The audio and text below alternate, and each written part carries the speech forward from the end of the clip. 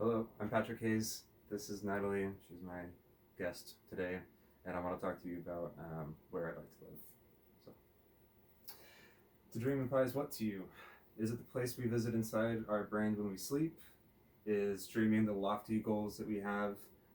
I think that the word has both meanings. It's the indulgent desire and the dreamscape. So when I dream of living, it is to dream of the care and understanding of the natural environment. So I can't dictate one's life, but encouraging the restoration of Earth is how I hope to impact the creation of where I want to live. So it sounds like a dream and not a real place, but this is a story of how at least one seed of goodness can convince you that it can be found on a map. So 2017, West Indies. Hurricane Maria is one of 6 major storms that passed through the area for the year alone. The storm sustained winds of over 175 miles an hour and hit Martinique, Haiti, Dominica, Puerto Rico, Bahamas, and others throughout the 16 days it took its toll. Consider that nearly 4,000 people died, $90 billion in damage, and millions of children, families, and businesses were disrupted from the hurricane. I found myself in Dominica in December 2017, and I had only a few weeks of correspondence with some of these people. So they asked for a bottle of sriracha, some K-bar cutlasses, and some socks, and I was there shortly after. So I flew through Atlanta and then Puerto Rico, and then I arrived in Douglas Charles Airport to meet my expat patriot connection. So after that, I stayed in a tent with mostly the male family members of about 12 people. The women and children were living in a loft, handmade bunk beds and stuff. This really wasn't a place for kids to live.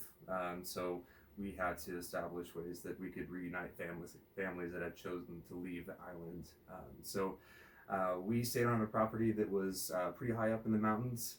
It was in a town called Cochrane, and it had a high, middle, and lower section where we had cultivated this great food forest. So food security was a big issue in a country destroyed by a hurricane. So we grew everything from we grew some figs, we grew root crops, we grew herbs, and we had a fresh spring on the top side of the property. So eggs were something that you could not get a hold of unless you had a connection, and that had to be a local connection because none of the grocery stores had them either. So we we had to do a lot of work to get the eggs that we did have. So honestly, like all of our survival came down to the fact that we had the opportunity to work together and work towards the common goals.